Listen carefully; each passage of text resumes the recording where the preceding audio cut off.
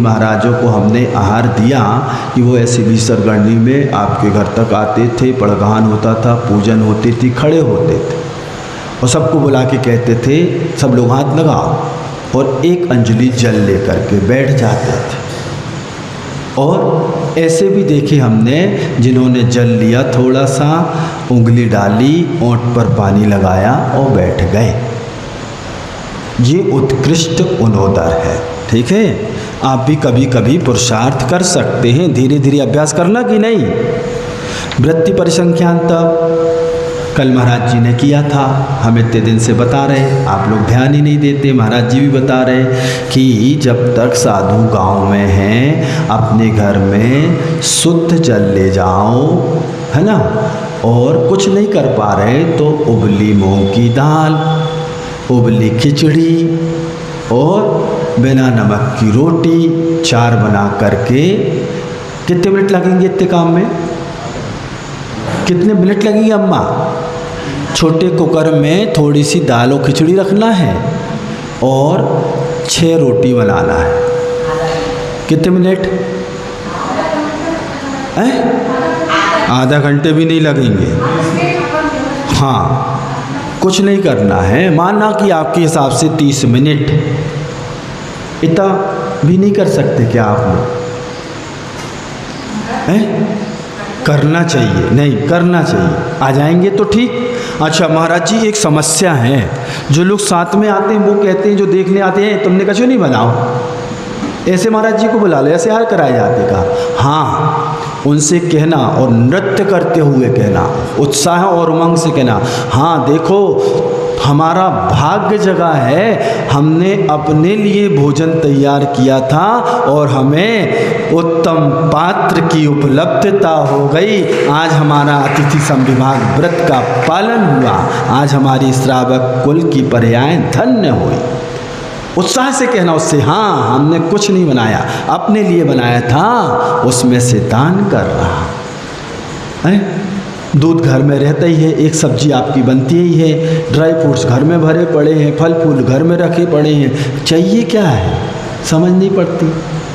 दाल भात रोटी, यही बात चोखी। गुरुजी कहते थे पेट कैसे भरता है। देखो कल विवेक लगाना चाहिए था। मान लो महाराज जी नहीं जा रहे किसी चौके में, तो अपन जहाँ चौके लगे उसके आजू बाजू के घर में तो लोग कोई भी खड़े हो जाओ। समझ में आई कि नहीं आई? पड़गान कर लो और उसी चौके में ले जाओ। चौका लगाओ, जरूरी है कि चौका लगाओ है, वहाँ चौका तो बना ही होगा ना, एक आध तक ऐसी चौकी तो होगी, बिठा लो, महाराज जी की अच्छी बड़ी पूजा करो, जब तक बाजू से पानी आ ही जाएगा, चिंता की बात नहीं। तो इतनी भीषण गर्मी में कम से कम उन पानी तो पिलाई देते। महाराज जी मंदिर के अंदर आ गए थे, तो जो लोग आगे पीछे घूम रहे थे, घूमते कि नहीं महाराज जी के 2-4 हमेशा घूमते हैं, वो ही खड़े हो जाते, अब तो अंदर ही जा रहे हैं भैया, आंगन में ही खड़े हो जाते, नमोस्तु नमोस्तु। ट्राई करने में क्या जा रहा, नहीं आएंगे नहीं आएंगे, अपन तो अपना पुरुषार्थ कर लो। मान लो महाराज जी खड़े हो जाते, हाँ पड़गान हो गया, क्या हो गया, बाजू में दहलान थी, पुजारी जी का घर था, चौकी लगा के खड़े हो महाराज, मंदिर से द्रव उठाते, उदक चंदन करते, जब तक पानी आ जाता, पानी तो पिला ही देते। इतनी गर्मी में अपन इतना तो कर सकते थे। ये विवेक है श्रावक का कि अब जब मंदिर परिसर में ही प्रवेश कर रहे हैं तो आखिरी दाव तो ये लगा ही दो, अपन होगा तो ठीक, नहीं तो महाराज तो जा ही रहे, अपना कुछ घाटा था क्या। अरे दुनिया ताली बजा देती कि वाह वाह क्या हुआ, विधि मिल गई। और चतुर्थ काल होता तो क्या होता, मोती बरस जाते, पंचाश्चर्य हो जाते कि देखो श्रावक का भाग्य जगा। तो कभी भी हो विवेक रखना चाहिए। जब इतने 11 चौके 10 चौके में नहीं रोके, मतलब इनके यहाँ नहीं जाना, कोई नई विधि होगी आज महाराज की, वृत्ति पर से कभी भी ले सकता है साधु। कल परसों गुरु जी की घटना भी सुनाई थी हमने, इसलिए बिल्कुल विवेक रखना चाहिए। हाँ, कोई ज़रूरी थोड़ी है कि नहीं सब आइटम हों, 56 भोग हों तभी महाराज के आहार कराएंगे, नहीं तो नहीं कराएंगे। अपने लिए सादा भोजन बनाया वही कराओ ना। और उस दिन जाके फिर साधु से पूछो महाराज जी कैसी सामायिक हुई, हाँ आपको कैसा लगा, तब वो बताएंगे, आपकी भी अनुभूति और उनकी भी अनुभूति। वो दान श्रेष्ठ दान है, इसमें पीछे नहीं रहना चाहिए। कल आप लोगों ने बहुत बड़ी चूक की, आगे से ध्यान रखेंगे, इसलिए कहा जा रहा। अब मान लो आपको पता चल गया कि महाराज जी बहुत देर से घूम रहे हैं, हमारी गली में आने वाले, फटाफट धोती दुपट्टा लपेटे खड़े हो गए, नमोस्तु नमोस्तु महाराज आइए। अरे जो होगा होगा, देखा जाएगा। हमारे आहार कराए थे कि नहीं एक दिन सामने वाली अम्मा ने? अरे आपका घर साफ सुथरा नहीं रहता क्या? हाँ, एक पाटा घर में नहीं है क्या? बिठा नहीं तो ले जाके, बाकी देखेंगे जो होगा। भाई कुछ नहीं होता तो पानी तो पिलाई देते, दूध तो पिलाई देते अपन, इतना तो कर सकते थे ना। एकदम कनका उनका अलाप तो नहीं होता। इतनी बड़ी गर्मी के दिन में तो थोड़ा सा ये विवेक हमेशा रखना, और हमेशा तैयार रहा करो। ऐसा नहीं, गांव में साधु हैं, कभी भी किसी भी गली में पहुंच सकते हैं। कितने दिन से हम बोल रहे हैं, कितने दिन से हम जा रहे, लोगों की नाक में शर्म आई कई लोगों की। बताओ यार, महाराज जी आए इतनी दूर धूप में चल के और अपन बड़गान तक नहीं कर पा रहे। नाक में शर्म आई कि नहीं आई? कई लोगों को आई। हाँ, तो इसलिए अपने घर में शुद्ध बना है तो अपन को तो खड़े होना है। दुनिया क्या कहेगी इसके चक्कर में अपन पुण्य कमाने से पीछे रह जाएं क्या? क्या कहेगी दुनिया, कुछ नहीं बनाया। अरे हाओ, हम तो कह रहे उत्साह से उमंग से नृत्य करते हुए बोलना, हमने तो अपने लिए बनाया था। आज हमारा दान सर्वश्रेष्ठ ध्यान। वो साधु से पूछना उसको कितना आनंद आता है। गुरु जी के साथ ऐसा कई बार हुआ, एक बार नहीं अनेक, कितनी घटना सुना दें आप।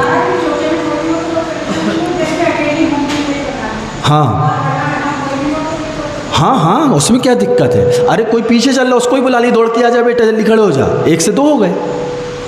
अब मान लो महाराज जी हैं, महिला अकेली खड़ी तो नहीं जाएंगे, तो कोई बुला ली, उन्हीं के पीछे में से दौड़ के आ जा बेटा, खड़े हो जा। है कोई देख ले, मान लो जिन पीछे दौड़ रहे हैं कि भैया सामने अकेला आदमी खड़ा, तो अपन खड़े हो जाओ उसके बाजू में जाके, अपना भी तो विवेक है। हाँ, जब तक महाराज जी पैर धो रहे, जब तक एक जन जल्दी से अंदर चले जाओ, क्या दिक्कत? सब विवेक से काम करना पड़ता है, युक्ति से करना पड़ता है। हमारे आहार कराए थे कि नहीं कराए थे? एक दिन युक्ति से आप लोगों ने कराए थे, तो क्यों कराए थे फिर? हैं, ऐसे तो कल कराना था।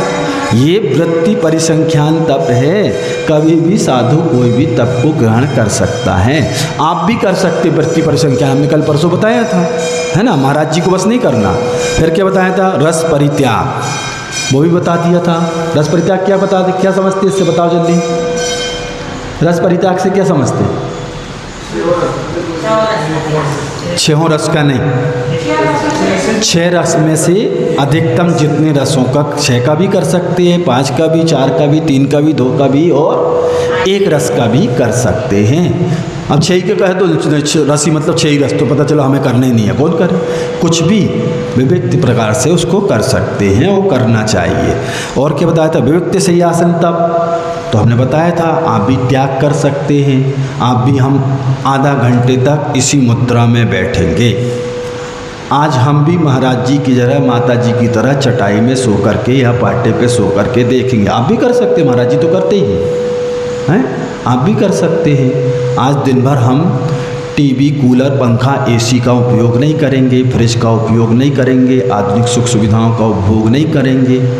ये भी तब भी कहलाएगा आपका, हाँ, शरीर को सुख देने वाली वस्तुओं का त्याग। विविक्त से आसन तप, काय क्लेश तप। हाँ, खड़े हो जाओ। कहाँ पर? गर्मी में एक माला धूप में खड़े होके फेरे।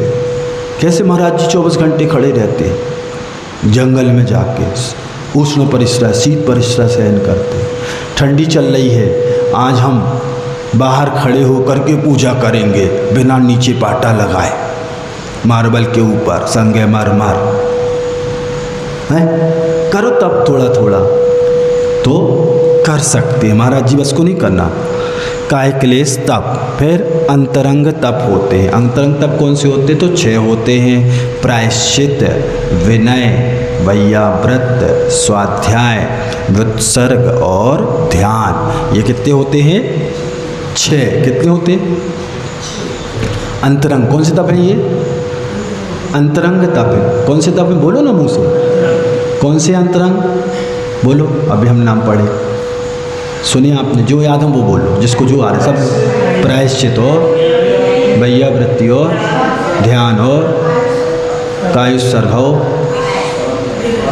स्वाध्याय और विनय, ये क्या है? देखो, विनय भी तप है, प्रायश्चित भी तप है। आप लोग प्रायश्चित करते कभी? पश्चाताप होता आपको? प्रायश्चित से क्या समझते हैं? प्रमादजन्य दोषों का परिहार करना, व्रतों में लगे हुए दोषों को प्राप्त हुए साधक जिससे पूर्व में किए अपराधों से निर्दोष हो जाएं, यह प्रायश्चित तप कहलाता है। अर्थात प्रमाद के द्वारा या अपने द्वारा प्रमादवश या अप्रमाद के कारण भी हमने कोई गलती कर दी, कोई अपराध कर दिया, कोई ऐसी क्रिया कर दी जिससे पाप का अर्जन हुआ, तो अब उसका पश्चाताप कहाँ करेंगे? तो निंदा गर्हा आलोचना करके करेंगे। प्रतिक्रमण करते हैं आप लोग क्या? आप करते हैं, और कौन करता है? श्रावक को भी प्रतिक्रमण करना चाहिए।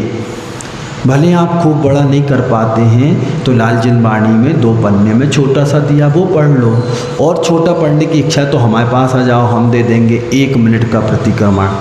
दुकान में, घर में, मकान में, सुबह शाम कभी भी करना चाहिए, दोनों टाइम करना चाहिए। एक दिन और हमने कहा था प्रतिक्रमण क्या है?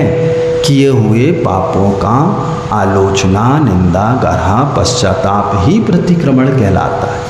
तो हम प्रतिक्रमण रोज करेंगे तो असंख्यात कर्मों की निर्जरा करेंगे और उससे हमारी बत्ती जली रहेगी, तो आगे उन पापों को करने से बचेंगे। और जब करेंगे नहीं तो पता ही नहीं है कि 5 पाप कौन से होते हैं, 8 मूल गुण कौन से होते श्रावक के, हमने उनमें कोई दोष तो नहीं लगा लिया। हाँ, तो प्रतिक्रमण एक बहुत बड़ा अनुष्ठान है। जितना बड़ा अनुष्ठान शांति धारा है, अभिषेक है, उतना ही बड़ा अनुष्ठान प्रतिक्रमण भी है। अपने किए हुए दोषों को स्वीकार करना, उनकी निंदा, गर्हा, आलोचना करना, पश्चाताप करना। 25% आपके उन प्रमादजन्य क्रियाओं से अर्जित पाप के कार्य सिर्फ प्रतिक्रमण से कटते हैं, ऐसा आचार्य महाराज कहते थे। फिर 50% उसके लिए बार बार गुरु के पास, आचार्य के पास जाके निवेदन करने से कटते। अभी उसका प्रायश्चित नहीं मिला है, लेकिन भाव तो है, अंतरंग में पीड़ा तो हो रही कि ये गलती हो गई, चलो प्रायश्चित लो, गलती हो गई। ये भाव भी उनका परिमार्जन करते हैं, उनका क्षय करते हैं। फिर उसके बाद आचार्य महाराज से, गुरु महाराज से, मुनि महाराज से प्रायश्चित मिल गया तो 75% पाप कट गए। ये सब प्रक्रिया है। तो प्रतिक्रमण प्रतिदिन करने योग, पश्चाताप, प्रायश्चित, प्रतिक्रमण, ये क्या है? ये भी तप है, अपनी गलती को स्वीकार करना। तो अपने जीवन में ये सब क्रियाएं आप लोग को प्रतिदिन करनी चाहिए। जिनको प्रतिक्रमण का पाठ चाहिए वो 1 मिनट वाला हमसे ले सकते हैं।